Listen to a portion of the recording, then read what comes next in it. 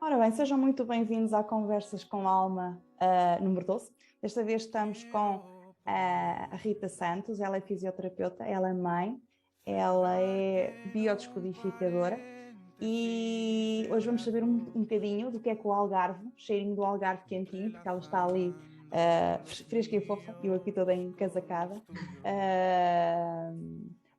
O que é que a Rita é, quem é que é e como é que ela tem feito o percurso até aqui, que tem sido também um desafio, não é? Ou sempre tão mágico, sempre tão mágico. E estamos aqui então numa conversa informal para poder também inspirar outras pessoas que estejam a ouvir-nos, não é? Que acabe por explicar que não somos afinal tão ETs e que temos desafios da nossa vida. Então é a pulsação, tal e qual como um coração bate, contrai, expande, assim é a vida, não é? E os desafios que ela acaba por nos trazer. Então, quem é que é a Rita? Isso mesmo. Ui, pergunta-chave. Já sabes que essa é a pergunta retórica. Bem, então, contrariamente à resposta que dei da primeira vez que me fizeste essa pergunta... Já foi há um tempinho, sim. Está-se a descobrir ainda, não é? Portanto, ainda andamos aqui, às vezes, já a apanhar algumas surpresas de coisas que eu achava que era de uma maneira e no final depois reagi de outra. Ou vice-versa. Acaba por ser uma surpresa e uma descoberta. Esta Rita que é aventureira, porque tem sempre o bichinho do conhecimento e é sempre uma aluna aplicada e uma profissional 5 estrelas. E o pessoal que estiver a ouvir da bio não vai me desculpar, sabe bem que é verdade, que tu és aquela aluna aplicada, aquela aluna que traz as dúvidas todas e a lição estudada. Fora essa aluna que traz a lição estudada, quando é que tu te permites dolce far niente? Assim, ranhosice. Olha, não tem sido fácil permitir-me isso, porque tenho bicho carpinteiro, não é? Então ando sempre a arranjar, quando não há nada para fazer, eu invento coisas para fazer. Mas já me vou permitindo simplesmente estar no sofá sem fazer nada. Que bom. Simplesmente estar a ler, coisa que eu não fazia há imenso tempo e voltei a fazer. Isto tem sido dar-me um bocadinho de sossega lá, porque tu também tens direito. Isto também faz parte da vida, é preciso parar também, saber parar. Aprender também ali a escutar o corpo e a estar sossegadinha. Porque tu és fisioterapeuta e tu escutar o corpo é o que não te falta, não é? Porque tudo o que é técnica de terapia manipulativa, além da questão do Pilates, que és professora também de Pilates, não é? Esta questão do corpo sempre foi muito cara. Não só a questão da saúde, mas o poder trabalhar com o corpo e escutar o corpo. Como é que tu escutas o teu corpo? Ou como é que hoje tu escutas o teu corpo e como é que tu escutavas o teu corpo? Eu não escutava o meu corpo, eu estou a aprender a escutar agora, porque antigamente só me dava conta que as coisas aconteciam quando já estava com os red flags ali todas acesas e já estava nas últimas. E mesmo assim, se calhar ainda aguentava mais um bocadinho, porque isto é passageiro e deixava andar. E agora já vou estando atenta aos sinais, já começo a perceber que quando os sinais são subtis e começo a dar-lhes um bocadinho mais de atenção. E se calhar perceber o que é que podemos fazer já para que isto não piore. O sentir para ti foi difícil? Foi. Eu não vou dizer menos fácil. Foi. Porquê é que foi difícil sentir? Eu levei meses, e tu sabes, nos cursos em que toda a gente dizia sinto isto e sinto aquilo e eu sentia-me um ET, mas eu não estou a sentir nada, isto não, o que é que se está aqui a passar, que eu não sinto nada.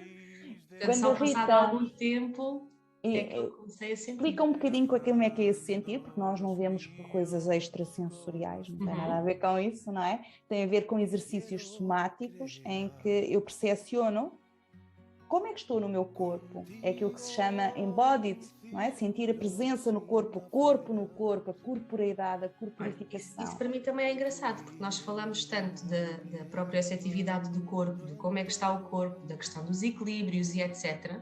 E depois quando transportamos isso para nós a nível do nosso dia-a-dia, coisas tão simples como parar e perceber como é que eu estou hoje, como é que está a minha postura hoje. Porque também tem muito a ver com o meu estado de espírito, não é? Claro que há dias em que andamos se calhar não tão bem, em que vou ter uma postura não tão correta. Então começar a perceber isso e a fazer aqui algumas ligações. Ficarmos curiosos. Do porquê que isto está a acontecer. Olha, interessante. Estou a sentir de outra forma. No benefícios isto está-me a trazer? De mim, não o externo, mas de mim, não é?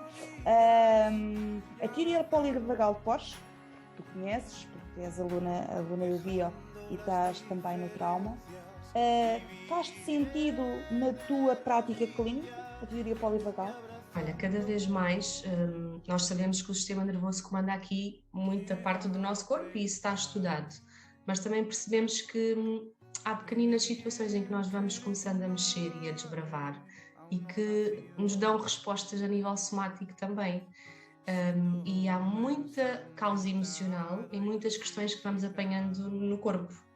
Muitas e às vezes ir explorando isto também é interessante, e nós sabemos que o tão simples como falarmos em stress é uma zona que se calhar se acumula muito aqui nesta zona cervical e dos ombros. Tu trabalhas muita gente com essas tensões das cervicais, não é? E às vezes é só dar ali um toquezinho de, olha, então mas e se calhar se aprender a libertar um bocadinho, em vez de estar aqui, só o facto de libertarmos esta tensão, soltarmos o stress, é o suficiente para os músculos relaxarem. Portanto, ligar também este conhecimento da parte toda emocional à parte física e percebermos aqui esta ligação da teoria polivagal também, acaba por ser importante também na nossa prática clínica, sim. E quando nós ligamos a teoria polivagal ao transgeracional, não é? Porque nós aprendemos que cada partezinha da coluna corresponde a uma parte do nosso transgeracional, não é? É interessante de perceber como é que o trauma transgeracional se aloja no nosso corpo e nos dá um mecanismo de resposta automático, inconsciente, que nós nem sabemos porque é que reagimos de certa forma. Até comigo, não é? Portanto, houve coisas que eu percebi que não tinham a ver comigo, tinham a ver com coisas anteriores. E depois, a partir daí, há que trabalhar no corpinho e há que pôr essas situações em prática. Nós tomamos conhecimento, mas depois isso não chega, não é? Mas é preciso pôr em prática. Como profissional, não é? Tu já te deparaste com situações em que tu trabalhas, aplicas o protocolo ao paciente numa situação de patologia, pode ser na cervical, pode ser na lombar, pode ser nos quadris, pode ser no pessoas e por aí vai, e que o protocolo foi todo bem aplicado, a pessoa livra-se daquela sensação de, como é que eu ia dizer, patologia, de dor, etc. Certo? Mas passado uns tempos volta ao mesmo. Sim, acontece com muita frequência. Nós percebemos que muitas das vezes até pomos em causa o nosso trabalho. O que é que eu fiz aqui que não estava bem? E até mudamos o protocolo e aplicamos outra técnica e passado um mês a pessoa está lá outra vez igual. Portanto, percebemos que não são causas físicas que têm que ser ali trabalhadas.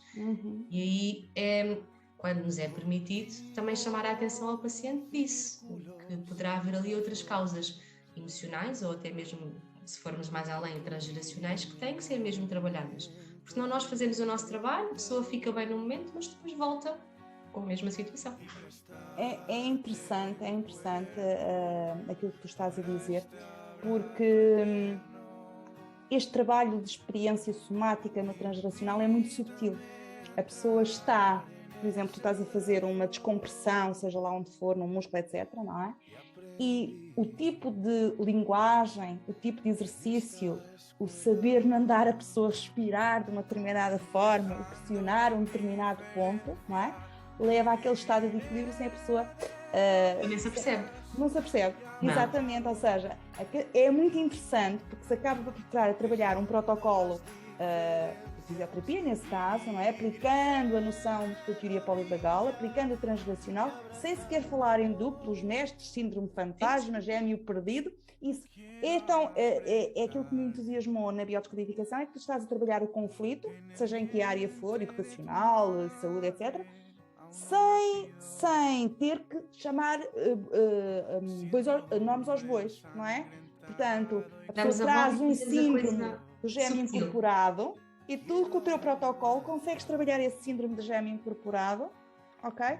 Sem ter que chamar, olha, você tem aqui um síndrome fantasma, ou você tem aqui um duplo, ou você tem que trabalhar isto. E então é muito interessante que o corpo vai nos dar o feedback do conflito, onde é que está o conflito a nível transgeracional, e onde fazer a acupressão, não é? Porque a parte traumática nós trabalhamos com isso e tu também fazes muito bem porque também já és da área da fisioterapia e para ti é a piece of cake, não é? Porque olha, tocar neste ponto, ok, então vou massajar aqui mais ao lado e descomprimir este músculo. Sim, porque muitas das vezes até trabalhamos zonas que não são a zona da queixa do paciente. Correto? A maior parte das vezes é o que nos acontece, porque percebemos que não é ali que está a causa. E então depois vamos guiando também a intervenção nesse sentido. Muito interessante. Olha, como é que a Rita viveu a pandemia? Inicialmente como profissional e como pessoa, não é? E como mãe, como mulher e tudo mais. Inicialmente foi complicado, porque era uma coisa desconhecida e porque eu continuei a trabalhar e depois é vir para casa sem saber se vimos infectados ou não, ter uma bebé em casa a amamentar, que na altura ainda por cima estava com a avó e toda a gente dizia para não deixar os filhos com os avós, mas não havia alternativa. Não tinhas alternativa porque tu tinhas que ir trabalhar. Então foi eu gerir isto tudo com algum receio à mistura, com as desinfecções e os banhos e sei lá mais o quê. Deixar as coisas fora e não sei o quê, sim. Mas pronto, passou, teve que ser, foi um desafio grande, uma gestão familiar, foi uma gestão familiar complicada inicialmente. Telma, como é que ela reagiu a isto tudo? Eu nem sei se eles se aperceberam muito bem, porque ela era tão pequenina, ela tinha 1 aninho. Foi se calhar o sair da escola e deixar de ver os amigos e depois o retomar à escola. Foi a questão de nos verem de máscara de repente, porque não era habitual. Ela quando regressou à escola, tu notastes diferença na postura dela ou ela conseguiu fazer a integração com alguma facilidade? Correu bem, foi ali os primeiros 2 dias, se calhar que custaram um bocadinho. Normal. Mas a partir daí, sim, a partir daí ela tivemos a sorte de ser uma menina que fica bem na escola. Sorte. Desde sempre. E até hoje tem corrido bem neste sentido. Por exemplo, ela estranhou mais agora, quando estivemos fechados em dezembro, que ela foi a única menina a ir à escola na salinha dela, porque a mãe continuou a trabalhar e o pai também. Claro. E aí chegar à escola já com 3 anos e ser a única, do que na altura que era muito pequenina. Claro.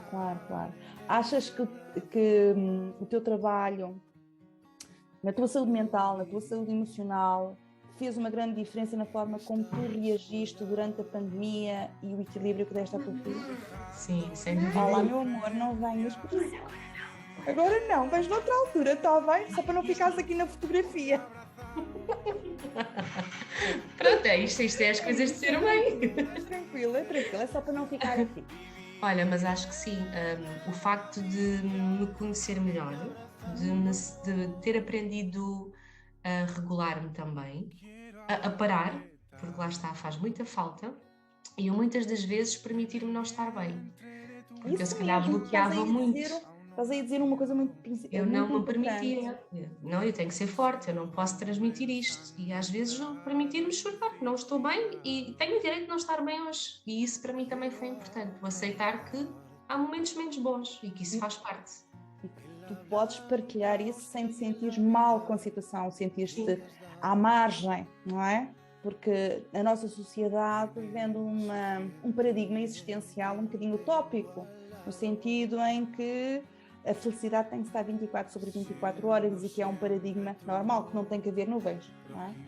E de vez em quando o céu está nublado e é normal, porque tal e qual como há verão, inverno, há primavera, há estações, assim, o nosso humor vai flutuando e vai variando. Quem é o farol da tua vida? Olha, eu acho que neste momento o meu marido, neste momento sim, é a pessoa que passa tempo ali ao meu lado. És boa mãe? Faço por isso, tento ser o melhor que sei, que posso, às vezes paro e penso, podia ter feito de outra maneira, mas é como é, e nós estamos a evoluir. Nós não vêm com um manual de instruções? Sim, e estamos a aprender diariamente, neste caso a ser mãe, pronto, faz parte desta. O que dá mais prazer, Rita? O que é que te dá mais prazer? Olha, acho que estar em família neste momento, com saúde e em família. Acho que esta pandemia também nos trouxe um bocadinho essa noção e dar valor à saúde e estar em casa e aprendermos a estar bem em família. Foi necessário disciplinar o ego quando vieste para a Bia? Sem dúvida. Ainda continua a ser. Isso é um desafio de todos os dias. Olha, eu acho que isso é um desafio para o resto da vida, porque o meu é tão indisciplinado que vai à escola e leva logo falta disciplinar para se pôr nos eixos durante um tempo. E como é que é disciplinar esse ego? É um desafio diário, constante. Sim, eu acho que principalmente no aceitar o que está ao nosso redor, o não achar que somos melhor que os outros e que se os outros não são como nós acharíamos, a culpa é nossa, porque nós é que estamos com expectativas, não é? Então às vezes é gerir também um bocadinho isso e perceber que se as outras pessoas são de determinada forma, é porque de alguma maneira também herdaram isso dos seus antepassados, não é? Exatamente. Não é culpa deles, é das o que é que a gente acaba por falar na bio, não é? As pessoas são como são porque existe uma história muito forte naquele indivíduo que o leva a ter aquelas reações. Isso, achamos que somos os melhores. Às vezes, mas um indivíduo é o molde dos seus cuidadores primários, não é? O projeto de sentido dele determina muito a forma dele se relacionar, criar vínculos. Pois. E a grande maioria, tu sabes bem, até chegar à bio, nós acabamos todos por vir mais ou menos com um paradigma de não sentir.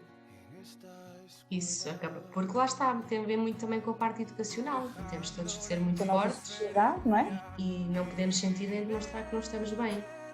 E o que é que tu tens mais medo de perder? Bem, tendo em já conta trabalhaste o isso, vivencial. Já trabalhaste esse medo. Foi ali Como é que foi trabalhar desafio. Esse medo? Foi, para já, notei uma grande diferença entre a primeira dinâmica e a segunda. A nível da minha reação, foi...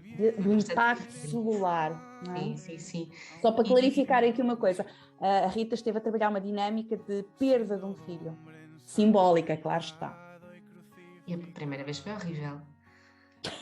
Até arregalas os olhos quando te lembras disso. Muito mal.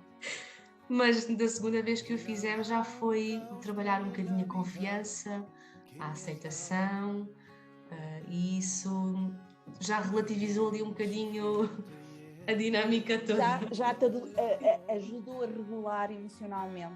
Sim. As perdas fazem parte da vida, não é? Que conforto é que tu encontras no olhar da tua filha? Olha, acho que é a melhor coisa quando nós chegamos a casa e temos assim uma coisinha à nossa espera, de braços abertos, e dizer mãe! É muito como se nós fôssemos um deles. É muito reconfortante, sim. E perceber que estamos a fazer o melhor que sabemos e que podemos para lhes transmitir também valores e fazer deles um adulto melhor um dia, não é? Saudável, responsável, com objetivos de vida. Como é que tu lidas com a desilusão? Mal. Agora percebo que só me iludo por minha culpa, não é? Porque eu é que estou a criar ilusões acerca do outro. Mas não é fácil. Como é aquela história que eu dizia, o outro traz notícias de mim? Como é que isso te calhou assim a primeira vez? Apeteceu-te fazer assim um pirete, como quem diz, vai-te lixar? É muito lixado quando nós percebemos que criticamos os outros e afinal fazemos o mesmo. Ou seja, cuspimos para o ar e cai-nos em cima, não é? Cai-nos em cima. É verdade. E às vezes quanto mais criticamos começamos a pensar assim, mas eu faço exatamente a mesma coisa. Eu não sou como a minha mãe, eu não sou como o meu pai, nem como a minha avó, nem... Depois estamos exatamente a fazer o mesmo. O que é que te molda mais, os obstáculos ou as oportunidades? Eu acho que os obstáculos, porque são eles que realmente nos trazem os desafios de superação. Claro que as oportunidades são boas, não é? Para também termos alguma concretização, mas são os obstáculos que nos fazem lutar e no final termos uma vitória boa. O que é boa. que te doeu mais? O que é que te doeu mais em toda a tua vida? Qual foi assim aquela dor que tu andaste durante muito tempo a trabalhá-la? Olha, eu acho que se calhar foi a perda do meu pai, que ainda até há bem pouco tempo, numa dinâmica, tive que ir lá outra vez mexer nisso, e já lá vão 7 anos. Acho que sim, é pacífico quando a gente vai à dor? Não é? E acho que nós nunca esperamos o que é que vai acontecer, acho que só quando lá estamos é que percebemos que às vezes ainda mais doloroso do que aquilo que estávamos à espera. Mas depois torna-se reconfortante quando conseguimos sair de lá e perceber, ok, já lá fui, já percebi e isto aos poucos vai ser resolvido. Como é que é para ti estar em vivência? Em vivencial, não é? Como é que é? Olha, foi uma surpresa, porque eu comecei com os vivenciais online, foi a primeira experiência que tive, e depois de repente passamos para um presencial e é totalmente diferente. Sentir a energia, a dinâmica, a presença do grupo é muito diferente. Mas por outro lado, Assustou. no primeiro sim, um bocadinho, não estava à espera, porque já não sabe o que é que vai. Nunca sabemos, né? É sempre uma Não, novidade. o tema é sempre o mesmo. O tema é sempre o mesmo, quer dizer, o tema, não é? Porque começamos na jornada do herói, vamos aquelas etapas todas, não é? Os temas acabam por ser sempre os mesmos, mas acabam por ser vividos de maneira diferente. Não é? E são dinâmicas diferentes e as nossas reações são diferentes.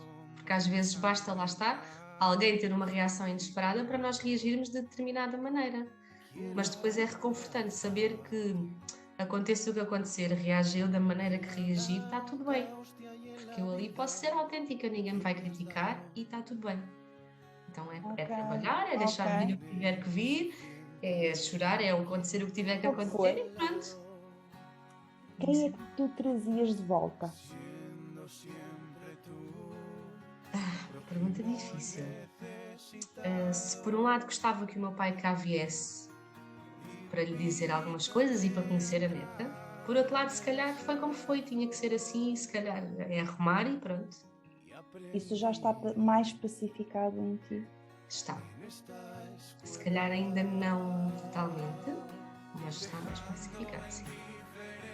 É como se tu sentisses contigo sem ser necessário estar fisicamente. Isso. Quem é que sabe dos teus segredos?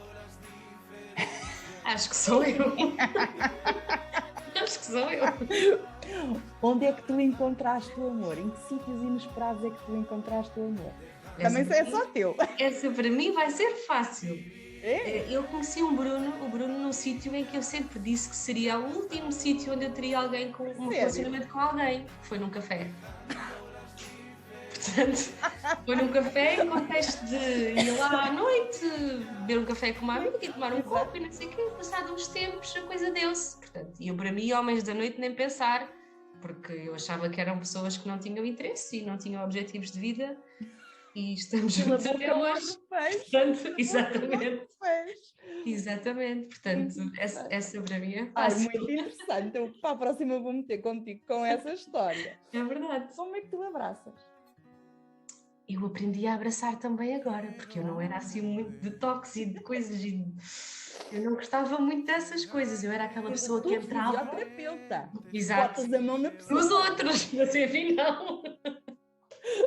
É verdade, eu era aquela pessoa que entrava e dizia boa tarde a toda a gente, ainda fazia questão de beijinhos e de coisas, nunca fui assim muito em casa assim, bastante, não é? Com o marido, com a filha, mas assim com as outras pessoas não ligava muito. E é engraçado que comecei a aceitar isso muito melhor. E no caso dos vivenciais em que nós não conhecemos as pessoas, não é? Até conhecermos mais para a frente, é reconfortante, sabe bem? Eu vou escrever. Só que vai dizer assim: deixa estar, quando a gente te apanhar, tu vais ver. Ficas a esmigalhar. Agora não está para esmigalhar muito, porque pronto, estás volumosa, não é verdade? Vou chamar a gorda, mas estás volumosa, não é? Agora abraço de lado. Agora abraças de lado. Mas como é que tu te abraças a ti? Que os outros já percebi que está a dar prazer abraçar, mas a ti, abraçar-te a ti em toda a tua vulnerabilidade. Às vezes é mesmo ter que parar e dizer assim: ou agora estou tudo bem. Às vezes são os miminhos, os pequenos momentos de prazer de estar comigo só. E depois lá está, começar a dar valor a coisas pequenas como vou tomar banho e não me chateio.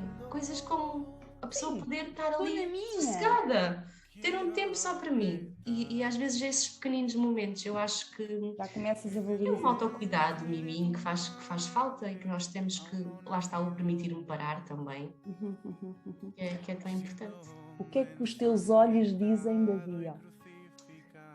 O que é que os meus olhos dizem da Bio? Olha, eu acho que tenho tentado ao máximo aprender a conhecer-me e a ser uma pessoa melhor, não é? Acho que através da Bio aprender a aceitar, a não julgar. Acho que é muito, muito por aí. Eu sou o produto da minha história, está tudo certo. A ser autêntica e sim, a aceitar aquilo que não vou mudar nada do que sou.